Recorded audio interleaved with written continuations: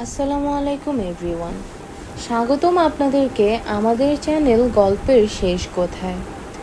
প্রতিদিনই পৃথিবীর নানা প্রান্তে ঘটে যাচ্ছে ভয়াবহ কিছু ঘটনা। তবে সব গল্পই প্রাপ্তবয়স্ক অপরাধীদের নয়।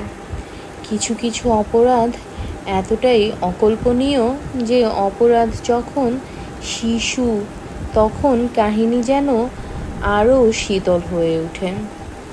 আজ আমরা কথা বলবো এমনই এক মেয়ের গল্প নিয়ে, যে মাত্র 11 বছর বয়সে একের পর এক ভয়ঙ্কর হত্যা করেছিল।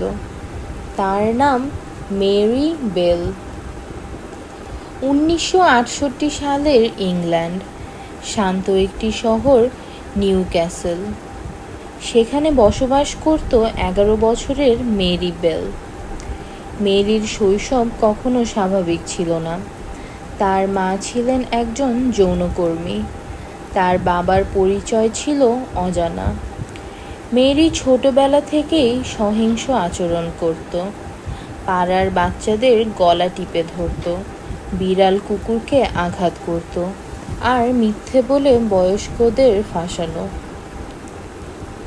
প্রথম খুন হয় মার্টিন ব্রাউনের 25শে মে 1968 সাল। মাত্র কয়েকদিন আগে মেরি 11 বছরে পা দিয়েছে। সেদিন পাড়ার এক পরিত্যক্ত বাড়িতে 4 বছরের ছোট্ট মার্টিন ব্রাউনের দেহ পাওয়া যায়, গলায় দম বন্ধের চিহ্ন। পুলিশ প্রথমে ধরে নেয় এটা হয়তো দুর্ঘটনা, কিন্তু তারা জানতো না এই ঘটনাই শুরু একটি ভয়ঙ্কর ধারাবাহিকতার। মেরি দ্বিতীয় খুনটি করে ব্রায়ান হাওয়ের 31শে জুলাই 1968 সাল। মেরি আর তার 13 বছরের বয়সী বান্ধবী নর্মা বেল, রক্তের কোনো সম্পর্ক নেই ওদের।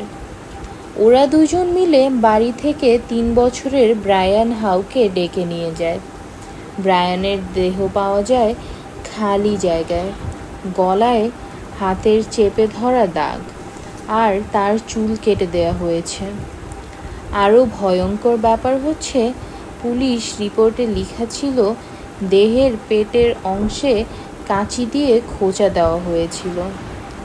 পুলিশের সন্দেহে দ্বিতীয় খুনের পর পুলিশ বুঝতে পারে এটা দুর্ঘটনা নয়।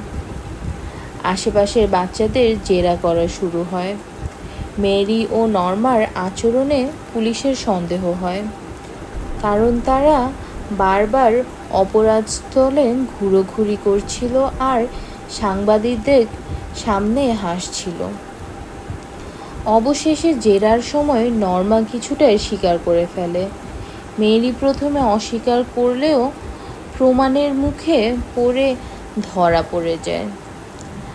আদালতে মেরিকে মেন্স রেয়া, অর্থাৎ খুনের ইচ্ছা থাকা অবস্থায় হত্যাকারী হিসেবে প্রমাণিত হয়।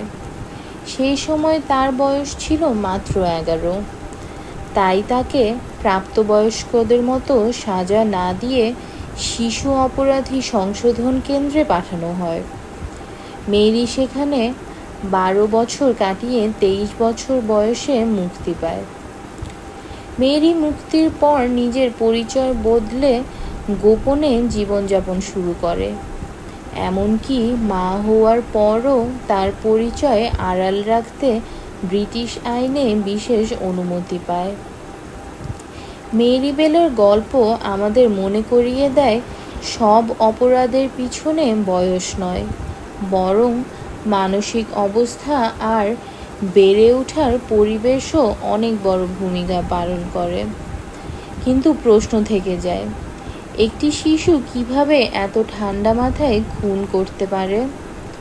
হয়তো তার শৈশবের অন্ধকারই তাকে এমন এক পথে ঠেলে দিয়েছিল যেখান থেকে ফেরার কোনো পথ ছিল না। আপনাদের সবাইকে আমাদের ভিডিওটি দেখার জন্য ধন্যবাদ। আশা করি আমাদের গল্পটি আপনাদের কাছে ভালো লেগেছে। এটি একটি ট্রু ক্রাইম স্টোরি। আপনারা যদি এরকম আরও গল্প শুনতে চান তাহলে অবশ্যই আমাদের বেল আইকনটি বাজাবেন এবং আমাদের চ্যানেলটি সাবস্ক্রাইব করতে ভুলবেন না। ধন্যবাদ আপনাদের সবাইকে।